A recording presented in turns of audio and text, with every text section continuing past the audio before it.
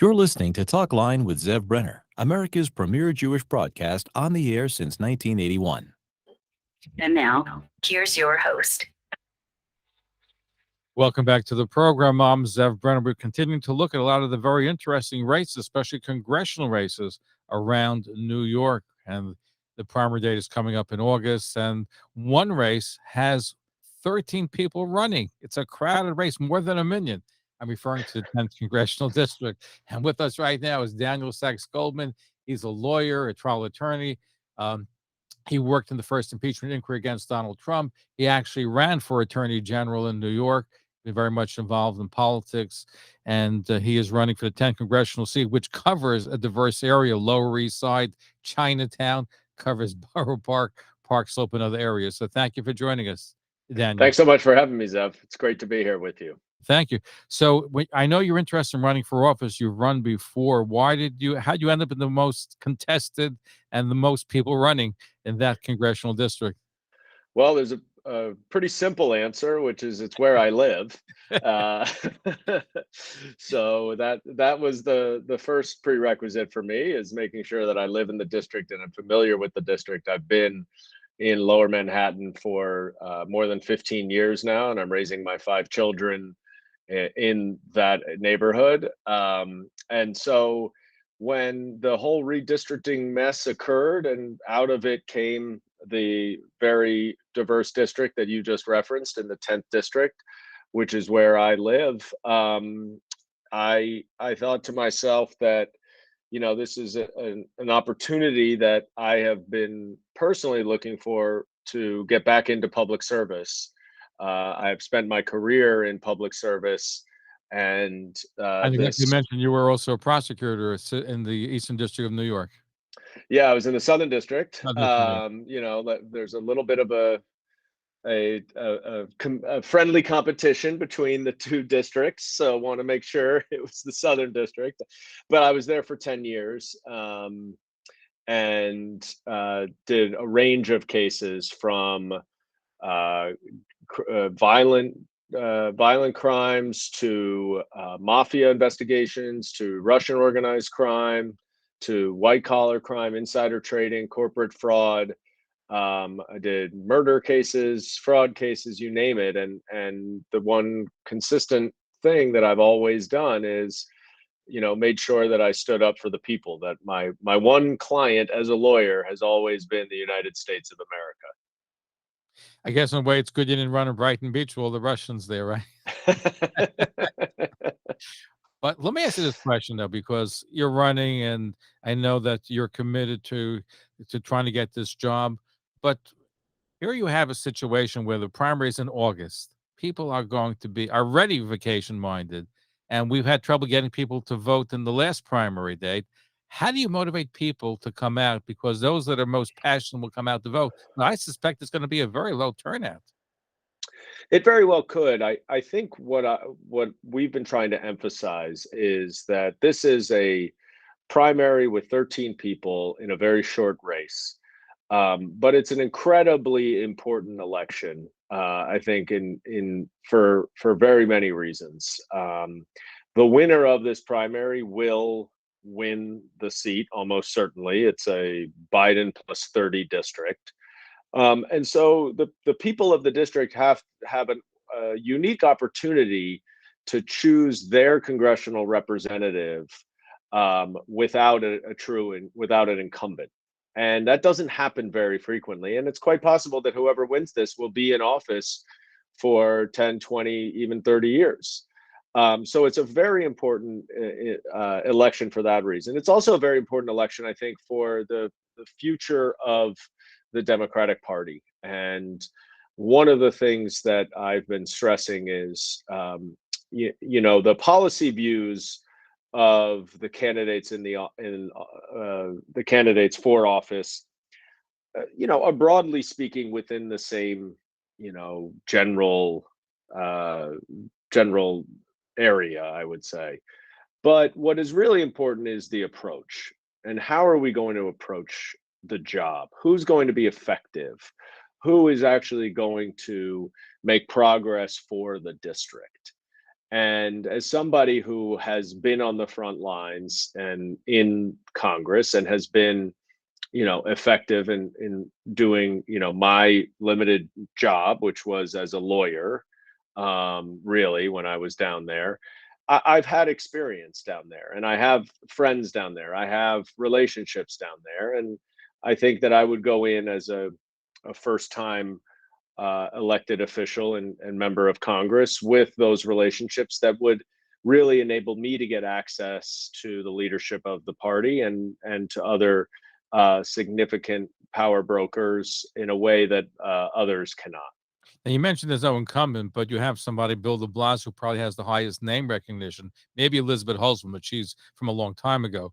So doesn't that make it almost like an incumbent when you have somebody like Bill DeBlasio who has high name recognition, even though he has people who have, well, his name doesn't always attract people. But the fact is, though, he starts out with everybody knowing who he is. That is certainly true. He has no experience, though, on a federal level, and no experience in Congress or in Washington. So, incumbency is often can be valuable because you have a record to show what you've been doing in the job that you're seeking. And Bill does not have that. He's been a long time public servant and is very well known. And I think people will, because they know him well, they'll make up their minds, based on their own experience with him. So here's my question. You have a very diverse area. I mentioned it before. You have very progressive areas such as Park Slope. You have Sunset Park. But then you also have areas like Chinatown, and you have Wall Street. Boro Park, especially, is more conservative. How do you balance that? We have the most progressive areas where you're looking to reach out to them, and you also have very conservative areas where their agendas and their lifestyles and what they're looking to get is different from what the other parts of the district. How do you balance it out? How do you please everybody? Well, I think the one thing that I've always committed to and been committed to, and part of that was having the very significant responsibility as a prosecutor for 10 years, which is you've got to be someone of integrity who is focused on doing the right thing. And that means that you will not be able to please everyone all the time. But I am going to be the type of elected official who does not go back and forth and change my view, who does not say one thing to one group and another thing to another group. And I think that honesty and integrity is lacking in politics, and it's something that I am very committed to doing. And it will sometimes upset people. It may turn people off, but it is a commitment that I've made to myself in my professional career, and that I will continue to do it. So Everybody, how do you look at yourself? You look at yourself middle of the road, uh, a common sense Democrat, a little bit more liberal Democrat. How would you position yourself in this race? look, I don't think any of these labels mean anything or are especially helpful. I think I am the one thing I will say is that I am practical, I am pragmatic, and I am interested in moving the ball forward. I'm not someone who will insist on a Hail Mary, insist that I get everything that I might want. I think the structure of our democracy, which is under serious attack right now, but the structure of our democracy is such that it's not intended to have massive swings in policy. We're not a parliamentary system. So what we must do is work together in any possible way to get things done for our communities, for our cities, for our country. And I think that how I view this is someone who has a very specific policy views and on different topics, but what I am most interested in doing is moving forward, not necessarily with a home run, but I think singles and doubles are very important to accomplish. We're speaking with Daniel Sachs Goldman. He's an American lawyer, trial attorney. He served as on the congressional staff in the United States Representatives impeachment against Donald Trump. He was a former assistant U.S. attorney in Southern District of New York. He's running for Congress in the 10th Congressional District in a very hot race. 13 candidates already announced for that primary. So let me ask you this question. Boro Park, we have a lot of Jewish voters in the area that are listening to us. What do you say to Jewish voters? What's your strategy for reaching out to them? Well, as a Jew who is also married to an Orthodox woman who went to yeshiva, my home is a kosher home. We are raising my kids with traditional Jewish values and observance, and a deep connection to Israel, both from my own family and my wife, who has spent a lot of time in Israel, studied there, learned there, and her whole family who has done the same. I bring to this race as somebody who really understands the Jewish community, and not just the secular Jewish community, but really understands the religious Jewish community. It is part of me long before I ever entered politics, and it is something that is very much a part of my identity. I believe that very strongly that the United States must support Israel, and must be a strong and consistent supporter of Israel, and that we need to make sure that Israel gets the support as a democracy that it is, and as a Jewish state, which is a home for all Jews around the country, around the world rather. So my platform as it relates to Jewish voters is pretty simple, especially religious Jewish voters, because I understand things such as one example, Zev. I know Jewish funerals need to be within 24 hours of death, and I know that can cause some travel complications, and maybe there would be some visa help. I understand, I understand that the value and importance of Jewish education and the yeshivas. My wife went to one, and You're going to be able to make tuition easier, because now there is all kinds of barriers, especially in New York, but there could be a lot being done even on the federal level to grant tuition relief to not only yeshivas, but Catholic schools, other parochial schools. Yeah, I'm a supporter of religious education, and I think that it's important for all different religions to be able to educate those who want to attend those schools in that way. I believe in the separation of church and state, and I think that works both ways. Does that mean that you would support, let's say, tuition relief, whether it's vouchers on a federal level or other means of trying to help out parents dealing with double taxation? Because if you send your child to a public school, it costs about $27,000 to educate them. If you don't take advantage of it, not only not taking advantage of the $27,000, you're paying a fortune on the other end. It's almost like double taxation. So that's why it's a big issue for religious parents, especially of all different religions, to get tuition tax relief. Right, I understand it. I mean, that's also true with private school, right? If you live in, you're paying your property taxes to support the education, and if you choose to go to private school. So I don't think you can limit the issue just to religious schools, but your point is valid, which is in religious communities where it is such a high priority.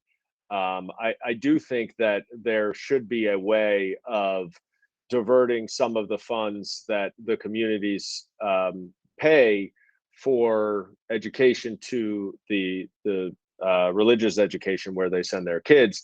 But it is a little bit more complicated than just simply saying, yeah, it should be dollar for dollar. You should be able to go to Jewish education, because then we've got a whole different kind of problem here where every private school would be asking for that same treatment. And so it is not as simple as just saying, oh, What's the matter religious with school. that? Because let's put it this way, and I said it to some Jewish leaders, Daniel, that if we don't get relief, can you imagine 50,000 children, Jews, Catholics, other religions getting together on the first day of school and registering for school? You couldn't handle that. Couldn't Well, handle. that's true, and that's why it's not black and white, is I guess my point. And I think that, as with many things, everyone in politics wants to make everything black and white. It's not. There are lots of considerations, and I think one of the things that I want to do is I want to hear from the communities. I want to understand all viewpoints. I don't pretend to be an expert in every single policy area that any member of Congress has to deal with. And so one of the first things that I will do is want to go into all the communities, and I've already started to do this and have met with a number of leaders in Boro Park, and I'll continue to do that, right, well beyond August 23rd. But I want to understand what the needs are of every community, and then I, as the representative for the community, would make the best choice and the best decision and fight as much as I possibly can for my constituents to get what they need. Aside from meeting with some Jewish leaders in Boro Park and other Jewish areas, what does your Jewish outreach consist of? Well, my Jewish outreach consists of making sure that I am present, and that I am not only talking to leaders, but talking to the voters, talking to business owners. I had a nice slice of pizza at Amnon's a couple of weeks ago, and met It's Amnon, a which was ritual. You can't campaign and work like Amnon's Pizza on 13th Avenue. It's a ritual. absolutely, absolutely. Had a great time with Amnon, and that's part of this, and that's actually the part that I love the most. I really do love to hear from people and engage with all of the voters, both the various community leaders, but also the folks running the small businesses. Borough Park in particular is such a vibrant community and its own economy in many ways, and it needs to have the recognition and the support. And frankly, we also have to make sure that this city is safe. A lot of people I've spoken to in Borough Park, as well as other areas, are very concerned. I was talking to one gentleman in Borough Park a couple weeks ago who was saying that every week he and his wife would go into the city to do some shopping and spend some time, and they don't take the subway anymore because they're so afraid of the danger on the subways. That's unacceptable. We cannot have that. And as the only candidate in this race who has a law enforcement background, I am uniquely qualified from the federal level, which is not everything, as you point out. There's a lot that's city and state, but I'm uniquely qualified to try to help to tackle this public safety crisis There's that another we're issue in is right now. anti-Semitism. Aside from crime, which is out of control, you have anti-Semitism. People who are visibly Jewish, like Hasidim and Borough Park and Crown Heights and other areas, are targets for anti-Semites, and we need to do something about it. The numbers are growing, unfortunately. More attacks are taking place. The ADL released statistics recently that in the last 8 years, the number of anti-Semitic incidents has multiplied by 4 times. It's a real problem. Hate crimes generally have gone up so much over the past 5 or 6 years, and it's an area that I am really focused on, because we cannot be a society that allows for hate crimes. And as a former prosecutor, most crimes don't require a motive. But if you have a discriminatory motive, it is my view that you need to have a sentencing enhancement, which means that whatever crime you committed, you need to go to jail for longer if it was because of discrimination. Daniel Sachs Goldman is our guest. He's an attorney. He ran for Attorney General in New York. He's a federal prosecutor. He'd like to be congressman from the 10th Congressional District, including Borough Park, Park Slope, Lower East Side, Chinatown, and other areas as well. Here's the toughest question of the interview so far, Daniel. You're on the campaign trail. You get to eat a lot of different ethnic foods. What's your favorite kosher food on the campaign trail? Oh, well, that's a good question. That's the toughest question of the interview. That is a tough question of the interview. I'm trying to think what my favorite. And you can't say I mean, it's not. What's that? You can't say I'm non speso. Maybe you can. Okay. No, well, I mean, I have all I eat, is certainly at home is kosher food, so it's not new to me. But I am, one of the things that I realize about kosher food, which is a little bit off topic, is as someone who didn't grow up kosher but has adopted it because of through marriage, I have learned that kosher chicken is in many respects better than your non-kosher chicken because in order to be kosher, it has to be fresh. And chicken fresh is much better than chicken not fresh. What you lack in the steak is the aging process because it has to be fresh. And so non-kosher steak is often better than kosher steak, but kosher chicken is better than non-kosher chicken. I'll introduce you to some great kosher restaurants where you can't tell the difference. By the way, in wines and in kosher food, there's been a revolution where you have some of the best foods. There's a Brazilian fusion kosher restaurant. You have all different kind of ethnic cuisine that people who were not kosher go and can't tell the difference. So, well, Reserve Cut, which opened up not too far from where I am a few years ago, is a favorite of ours when we can get there, and that also I find you can't really tell the difference there. now, I want to get back to foreign policy because I know you're a supporter of Israel, but one of the things that concerns a lot of our listeners and concern to Americans is Iran. The Biden administration was looking to re-engage Iran, go back to the deal that Donald Trump froze. And there's danger because Iran is a dangerous enemy. We're in a dangerous world. And I know myself and the community, and Israel does not want the deal to take place again. But so far it's frozen, but who knows what's going to happen. The Biden administration does really want to get back on track with it. They want to buy oil from Iran, from Venezuela. Not good for our country. Your opinion? Well, when you say that Iran is a threat, I agree with you 100%. But we cannot allow Iran to get a nuclear weapon, and that has to be the number one objective. The biggest problem with the JCPOA as it existed is the inspection requirements were so lax that, as Israel was able to detect, Iran actually was able to hide their nuclear development, and they were in violation of the agreement. We cannot have any agreement where that is permitted to happen again. We can also not have an agreement where the sunset period is so short and as to be negligible that we give Iran far too much credit. We have to recognize that they are not good faith actors. And so whatever agreement we end up, and if we end up entering into a new agreement, it has to be under the assumption and the understanding that whatever the restrictions are, whatever the requirements are, have to be so strict that we do not take Iran's word for anything. And that, to me, is the only way that a new agreement could happen. On the flip side, they are able now to move full steam ahead in developing a nuclear weapon, which is very dangerous for Israel and for the world. So that's not a good situation either. But I would, encourage everyone to at least, think about the best way to stop Iran from getting a nuclear weapon, because that has to be the priority number one. Well, they cheated, during the time that the treaty was in effect. They're cheating now. They don't let inspectors in. They're hiding a lot of their nuclear production.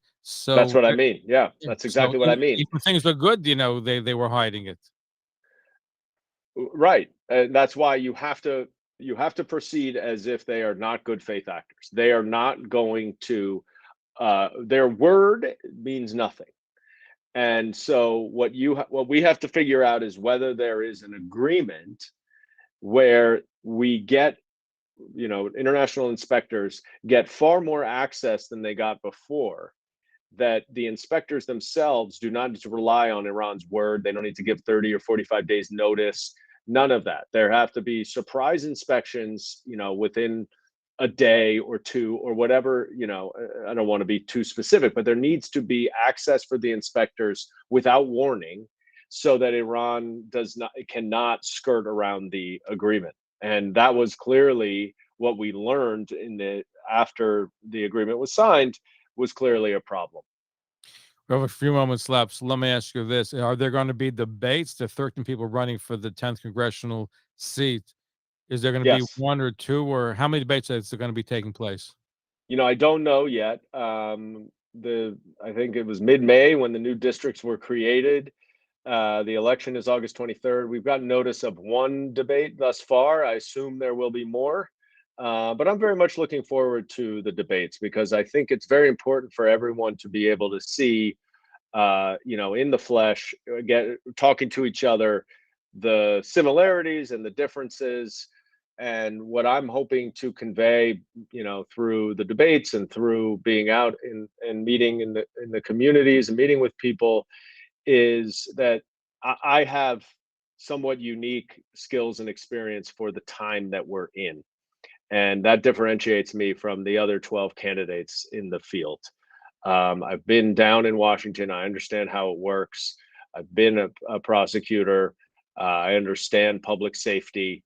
I am, a very committed Jew, married to an Orthodox wife whose family is Orthodox, and my sister-in-law and brother-in-law live in 5 towns, and their kids go to yeshiva. So it is something I'm very comfortable with and very familiar with, and I think that it's important for everyone who is going to vote, and I hope we get good turnout because that is what democracy is all about. So how do you get the turnout? Understands it. Because people who are passionate, let's say the progressive left, have a base of those that are so committed to their ideals, and on the right you have that.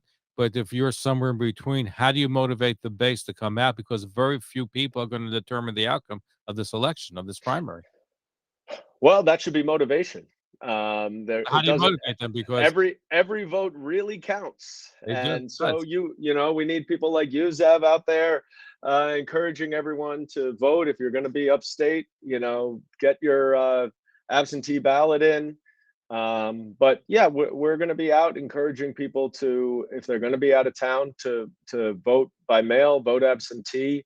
It's quite simple to do an online application for an absentee ballot, and it's easier than going to the polls. You just have to fill it out and send it in. So we are talking about that, and we're trying to emphasize that both. It's a very important election. It doesn't come, open seats don't come around very often. So people need to engage in our democracy. They need to engage in our electoral process, because that's how their representation is decided, and that's how they can have an influence on what they want, both for the communities, the city, and the country. Daniel, I'm surprised you didn't mention the fact that I believe, was it your grandmother who was a founder or one of the founders of Birthright Israel? It was my aunt, Your aunt, who was okay. one of the Here founders, was and a family member. yes, my grandparents were huge supporters of Israel for many, many years, and I still am involved with the promenades above Jerusalem that my family created. So it's been a long-term family investment, and a committed part of our family is our connection and relationship with Israel. Daniel Sachs Goldman, he is a lawyer. He is a former prosecutor. He ran for attorney general, now running for Congress in a crowded field on August 23rd for the 10th congressional district. Thank you for being here with us. Thanks so much for having me, Zev. Thanks for listening. For continuous Jewish programs, TalklineNetwork.com, or our 24-hour-a-day listen line at 641-741-0389. For past shows, you can find us on iTunes, Spotify, Amazon, YouTube, Instagram, and all major podcast platforms, or jewishpodcast.org. Thanks for listening to the TalklineNetwork.com.